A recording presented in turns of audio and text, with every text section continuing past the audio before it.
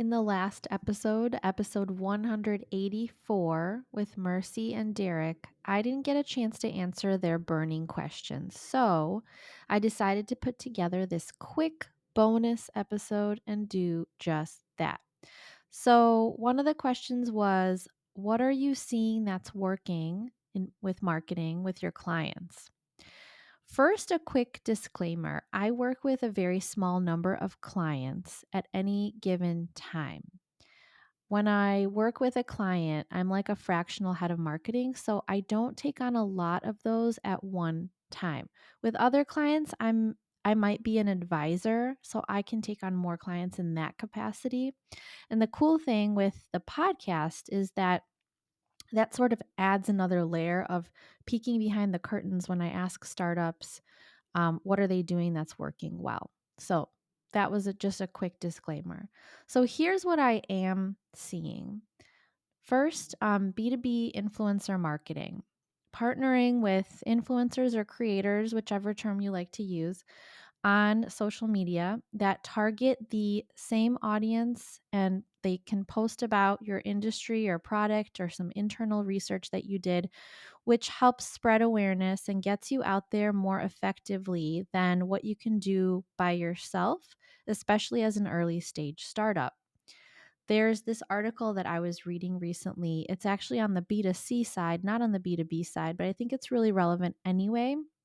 And it's about the Stanley water bottle. Maybe you have one. I don't have one. They're $45 for a water bottle. Anyway, Stanley used to target men and then they pivoted to target women.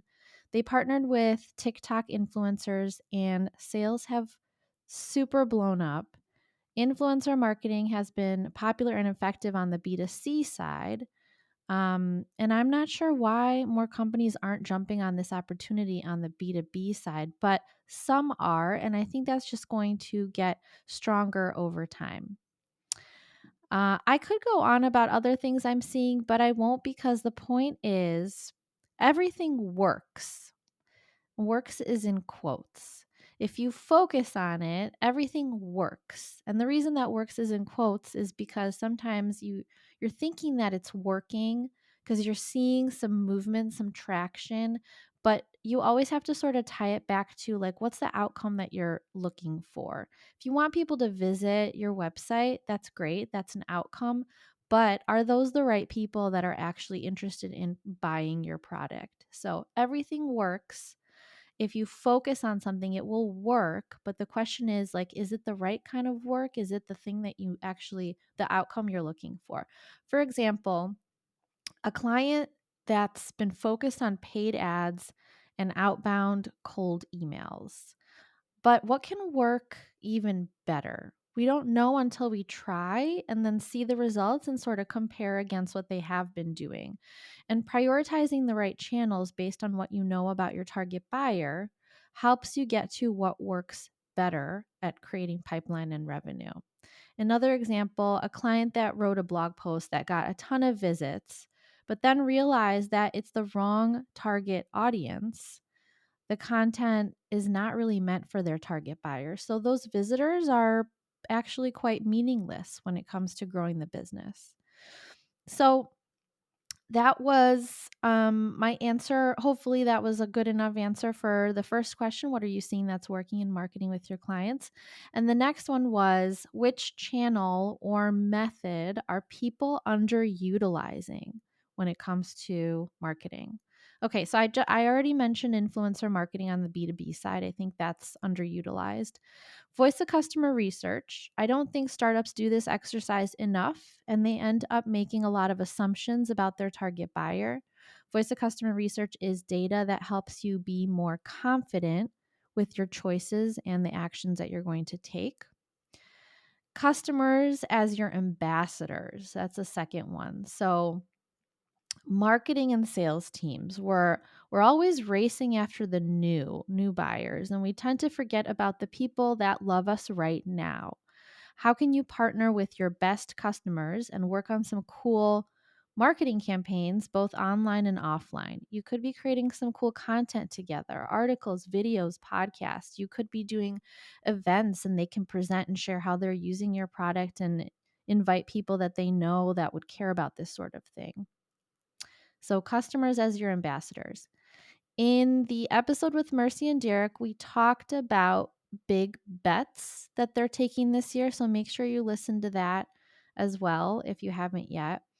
Content, specifically voice and video, I think it's getting easier to write really bad content using AI tools. So just because you're using AI doesn't mean it's helping you create good content. A tool is just a tool. It's got to be in the right hands to begin with. And yet, AI has made it easier to get to a starting place. So, for example, I use Riverside to record my podcast episodes, and Riverside came out with Magic Clips, which is their AI tool to create a short video clip for social media.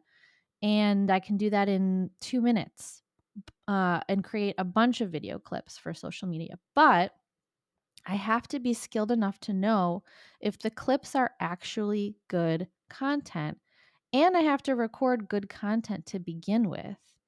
It's still hard to create high quality voice and video content and has nothing to do with the tools. It has everything to do with marketing fundamentals like understanding your target audience and what they care about and where they hang out, and having a strategy for how you'll talk about things in your own unique way. This is all a lot of strategic thinking, not the tactical stuff, not the tools. I think Gen AI startups also are still in their infancy stage and they're figuring things out. I tried out a tool that takes your podcast episodes and helps you write titles and blog posts and social posts, or at least that's what I was hoping for. I was so excited to try it. And then I did, and it was so bad. It was so bad. So it's not usable. And so that's why I think that they're still in infancy stage and they're still figuring things out. If you have a tool that you've used for helping you write things like blog from longer form recorded content like blog posts and social posts and titles and stuff, please reach out. Tell me. I'm on LinkedIn. I'd love to hear about it, but I just have not found such a tool yet. And last but not least, when it comes to the channel or method that people are underutilizing, creativity. Creativity is being underutilized. I wrote an article about this. You can read about how other startups have been creative with their marketing plays. I'll include the link in the show notes. It's called 36 Startups Share Top Creative Marketing Ideas. And so you can take a look at that, and maybe it'll help inspire you for to be a bit more creative this year. So thanks for hanging with me. Hope you enjoyed this bonus episode, and I'll see you next time.